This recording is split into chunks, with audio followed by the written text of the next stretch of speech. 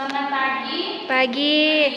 Terima kasih atas kesempatan yang telah diberikan kepada saya. Perkenalkan, nama saya Nasiswa Wake. Pada saat ini saya akan bawakan materi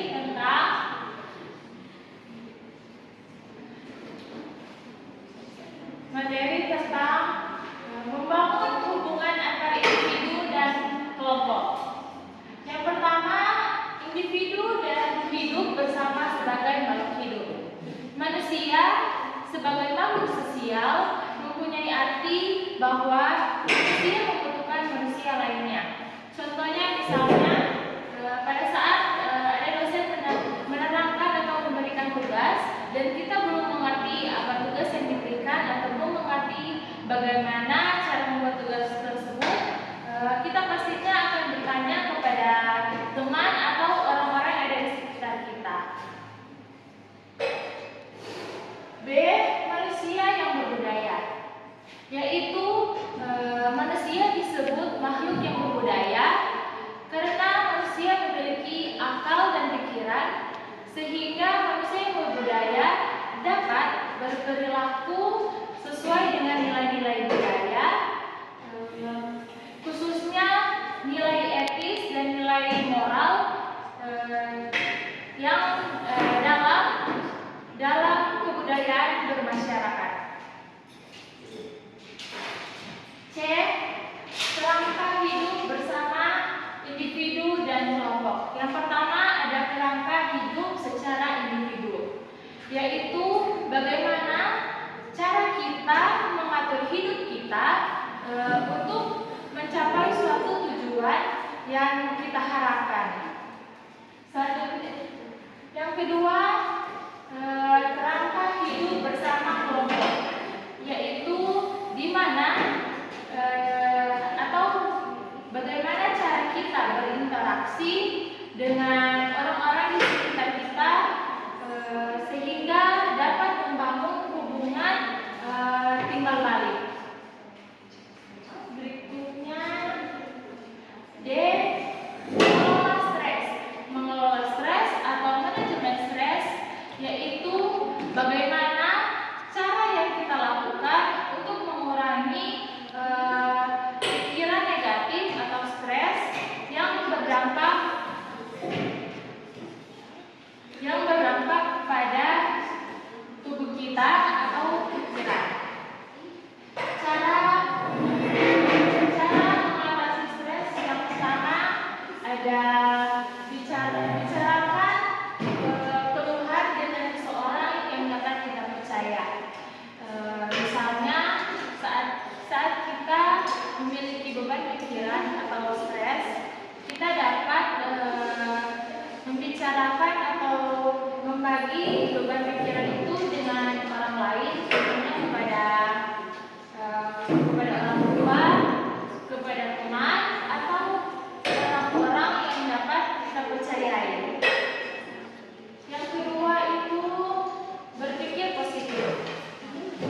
Sebaiknya kita sebagai manusia harus lebih memperbanyak berpikir positif, karena dengan berpikir positif kita dapat mengurangi stres dalam pikiran kita, atau biasanya stres ini timbul karena pikiran-pikiran negatif yang sebenarnya kita timbulkan sendiri. Contohnya misalnya saat kita mempunyai pasangan, terus pasangan kita ini meminta izin untuk keluar dengan teman-temannya, pasti kita akan berpikir di sana itu ada banyak perempuan atau dia pergi dengan perempuan lain.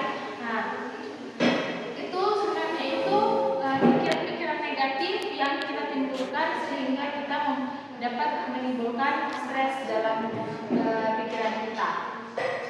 Yang terakhir ada meningkatkan ibadah dan mendekatkan diri pada Tuhan.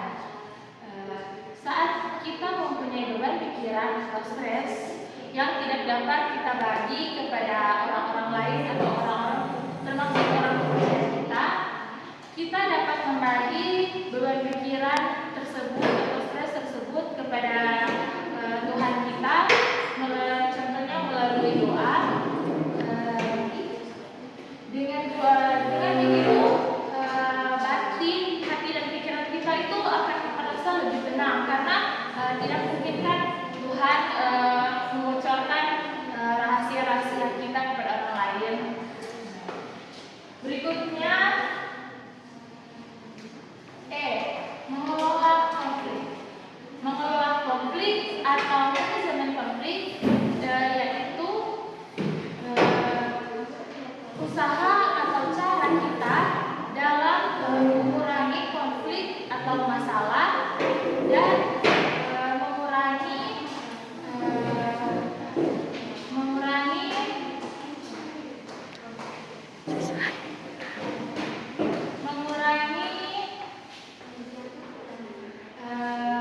dampak apa yang akan terjadi ke depan. Sumber penyebab konflik yang pertama, perbedaan tujuan. Contohnya di dalam satu kelompok antara si A dan si B memiliki tujuan yang berbeda. Nah, di situ akan terjadi perbedaan tujuan yang akhirnya akan menimbulkan suatu konflik. Yang kedua yaitu saling ketergantungan.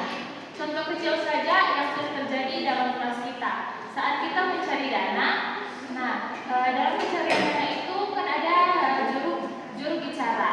Nah, kebanyakan orang-orang atau teman-teman lain itu lebih ketergantungan kepada orang-orang yang sudah ditunjuk untuk menjadi juru bicara.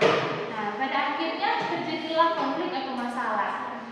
Contoh lain misalnya saat kita mendapatkan tugas, terus kita sudah membuat tugas tersebut dengan usaha kerja keras kita. Terus ada teman kita yang berpikir, nggak usah bikin tugas. Ada kok teman yang sudah di kampus boleh membalia. Setelah sampai di kampus, ini si teman kita ini bilang begini, boleh nggak kita mulai tugas? Pastikan dalam diri kita itu akan timbul rasa nggak suka atau marah karena terang selalu lelah dan bikin tugas. Dengan terang effort, terang kerja keras, kok orang lain cuma saling begitu. Yang terakhir itu perbedaan sikap dan perilaku. Nah, contohnya saja dalam satu kelompok. Ini si A ini memiliki sifat pendiam, lemah lembut, dan si B memiliki sifat yang terlalu aktif dan berisik. Pasti si A ini akan merasa terganggu dengan si B karena yang pada saat si A menegur si B dan si B ini tidak menghiraukan. Nah, di situ pasti akan terjadi konflik atau terjadi adu mulut yang pada akhirnya menimbulkan masalah. Baiklah, inilah materi yang saya bawakan. Jika ada pertanyaan, kritikan dan saran, dipersilakan.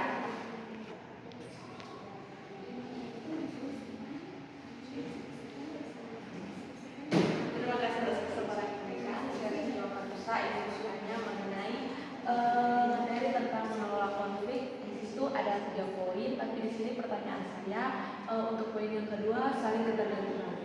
Bagaimana cara Anda ketika Anda sudah merasa bergantung kepada orang lain, tapi bagaimana cara Anda untuk meminimalisir sikap Anda itu bergantung kepada orang lain?